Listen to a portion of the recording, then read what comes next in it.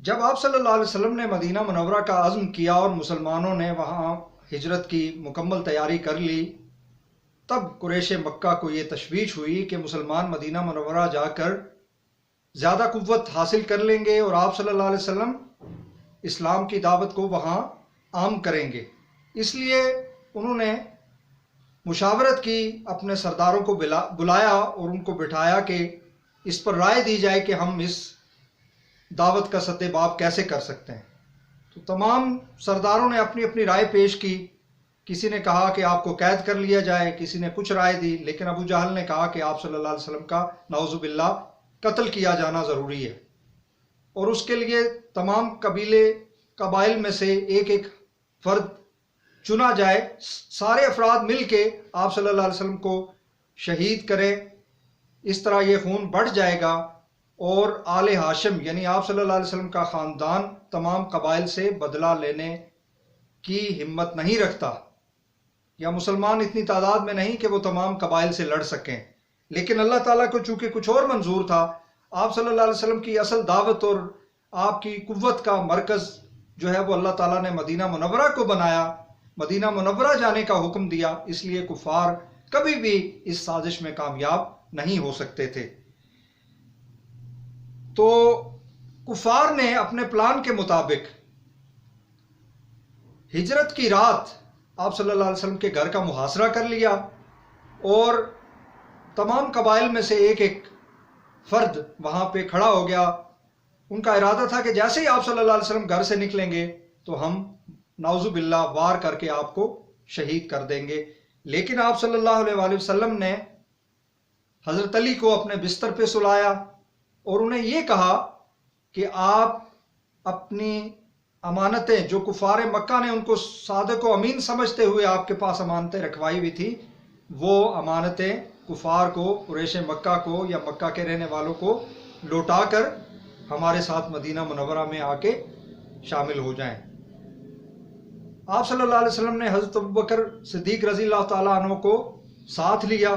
اللہ کے حکم سے کفار کی آنکھوں پہ پردہ پڑ گیا، ان کے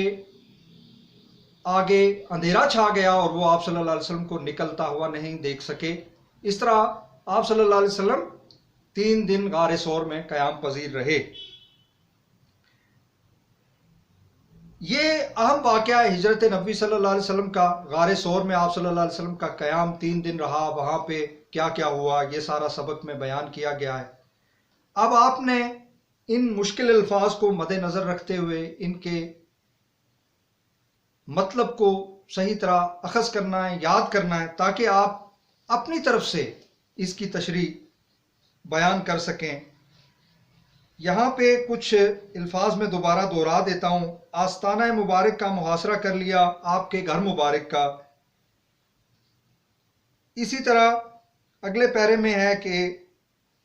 قریش کو اس درجہ عداوت تھی، مگر عداوت کے باوجود وہ آپ کو صادق و امین سمجھتے تھے۔ پھر بھی وہ ان کی جہالت کی، ان کی گمراہی کی انتہا یہ ہے کہ آپ کی سچائی پہ وہ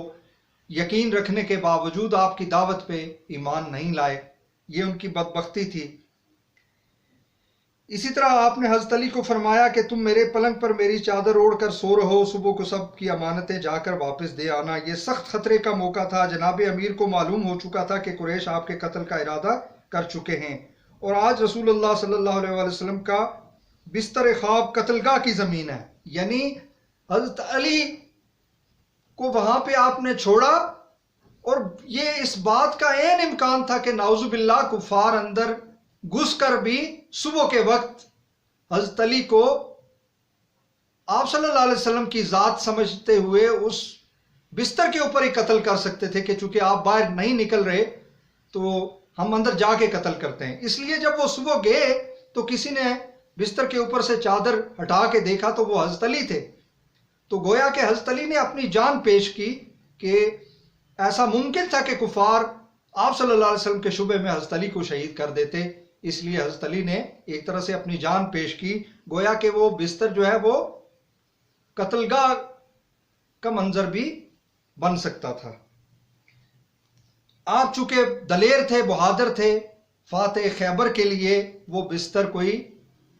خوف کی جگہ نہیں تھی، بلکہ وہ بستر آپ کے لیے آپ صلی اللہ علیہ وسلم کے حکم اور نسبت کی وجہ سے آپ صلی اللہ علیہ وسلم کے لیے آپ نے جب اپنی جان پیش کر دی تو وہ بستر آپ کے لیے پھولوں کی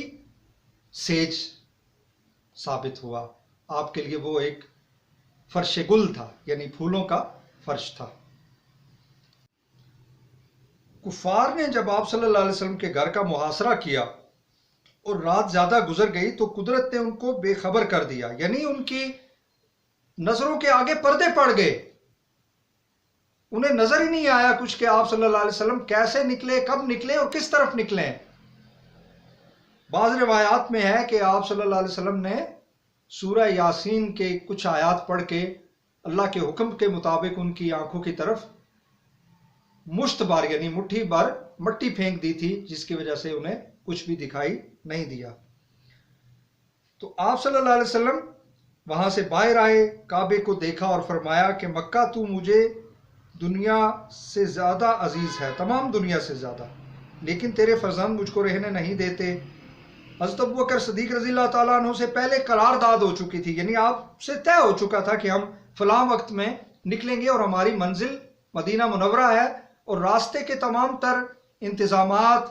سفر کے انتظامات وہ حضرت ابوبکر صدیق نے کر دیے تھے پہلے سے، اپنے گھر والوں کو بھی بتا دیا تھا انہوں نے، مگر وہ انتہائی رازداری کے ساتھ یہ سارا منصوبہ بنایا گیا تھا۔ تو حضرت ابوبکر صدیق رضی اللہ تعالیٰ عنہ نے اپنے گھر والوں کو آمادہ کیا کہ وہ اگر 3 دن غار ثور میں رکتے ہیں تو گھر والوں نے ان کے کھانے پینے کا خیال رکھنا ہے، اور 3 دن کے بعد حضرت ابوبکر صدیق ایک گائیڈ کا بھی انتظام کر چکے تھے جس نے انہیں مدینہ منورہ کے راستے پہ لے کر جانا تھا۔ تو یہ جبل ثور کے غار میں جا کر پوشیدہ ہوئے، جبل پہاڑ کو کہتے ہیں، اور یہ اس پہاڑ کا نام ہے ثور جہاں پہ یہ غار موجود ہے۔ اور مولانا شبلی نعمانی لکھتے ہیں کہ یہ غار آج بھی موجود ہے اور بوسہ گاہ خلائق ہے، یعنی